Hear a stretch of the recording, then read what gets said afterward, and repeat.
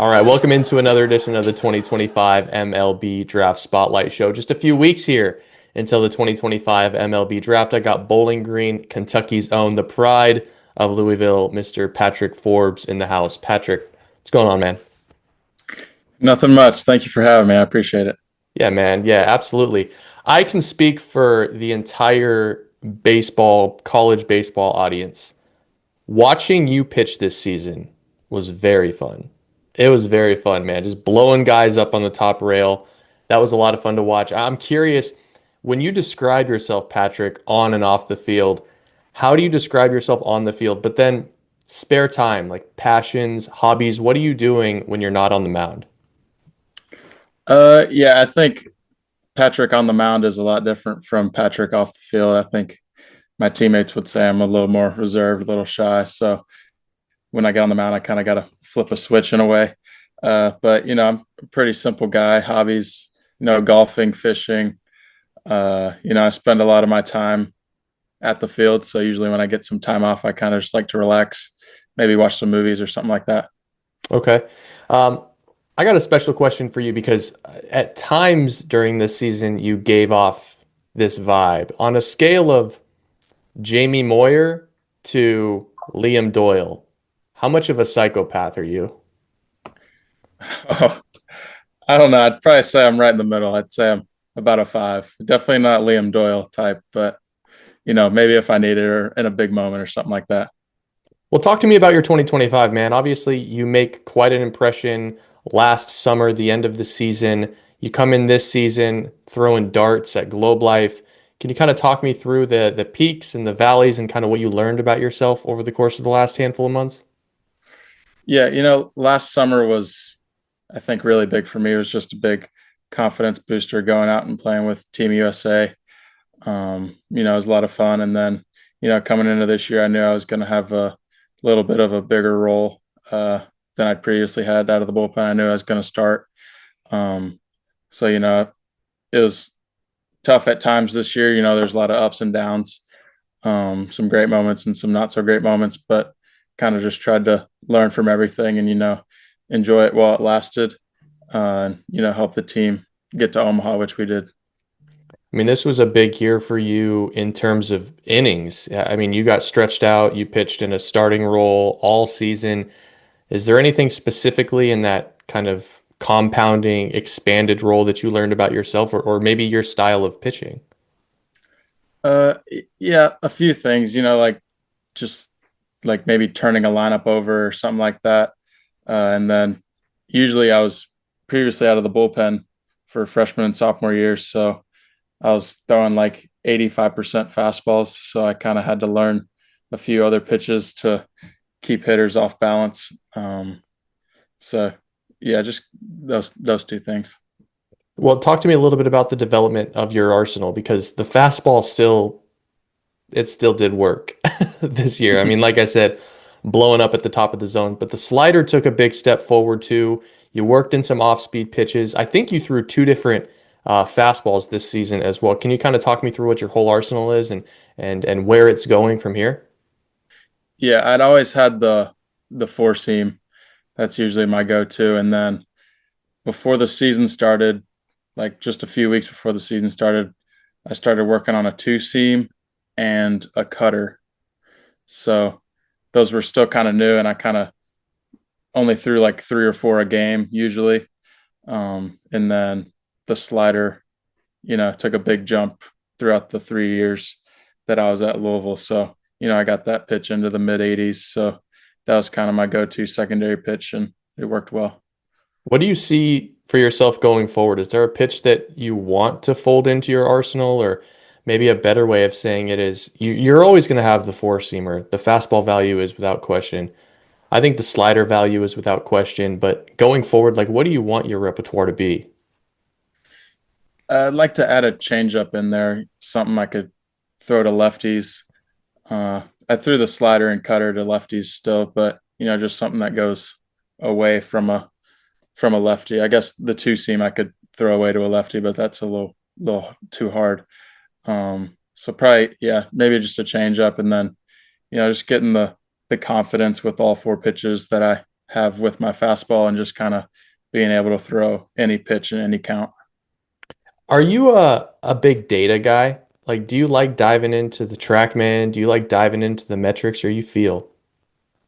Not really. No, I don't really know what half the numbers mean on the TrackMan report and stuff like that.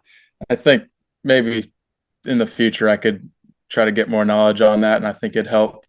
But kind of just like the biggest thing for me is just being able to go out there and compete. I don't really want to be thinking about numbers or like mechanics while I'm out there. I just kind of try to fill up the zone. You guys end up going deep in the season. Obviously, you were preoccupied mentally, emotionally with all that. But I'm curious, as you enter the year, you're in a certain spot. I mean, on like March 1st, people are talking about you as a potential top 50 pick after that Globe Life showing.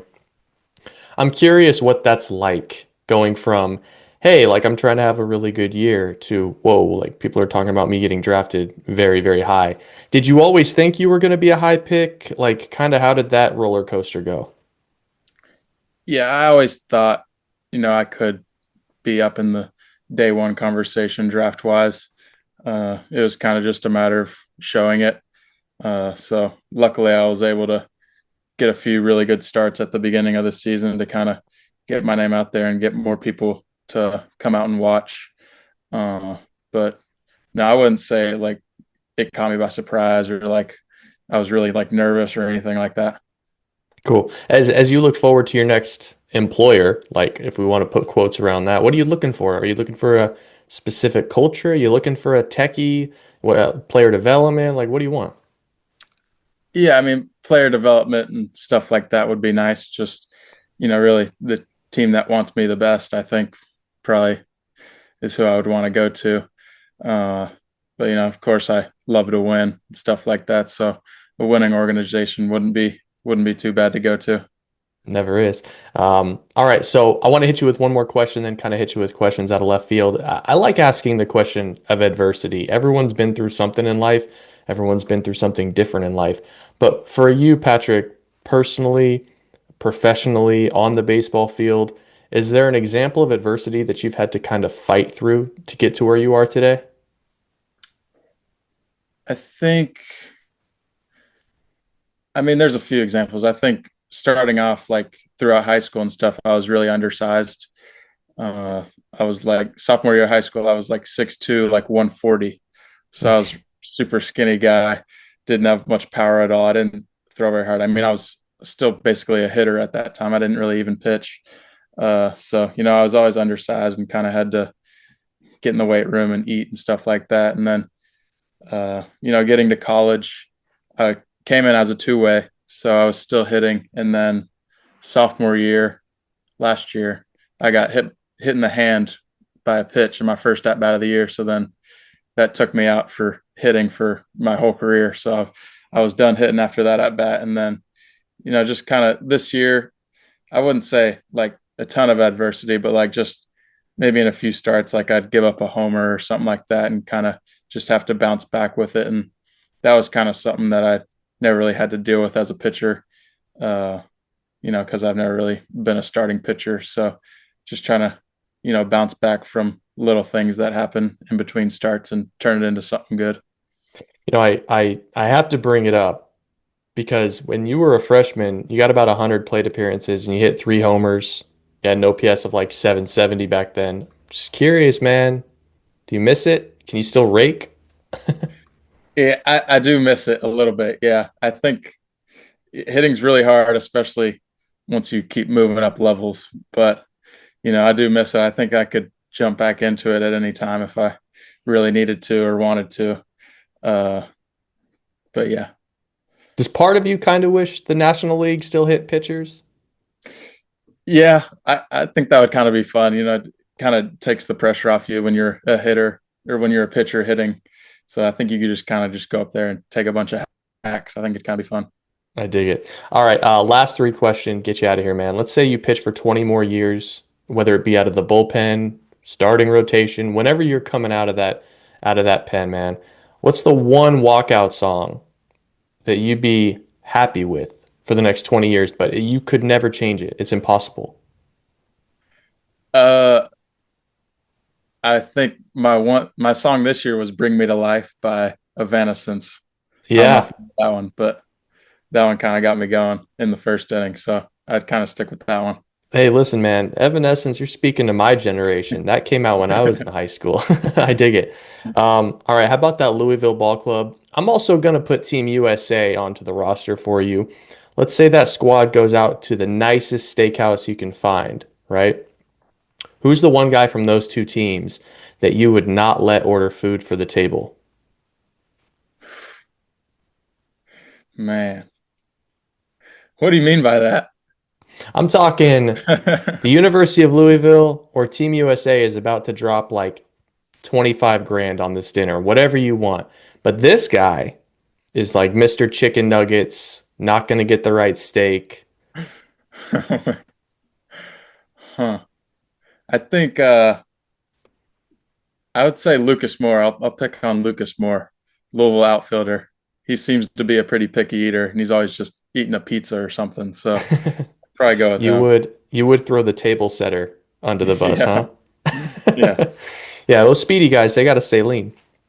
All right, last question, man. I'll give you Team USA, I'll give you Louisville. Who's the one guy from both of those rosters?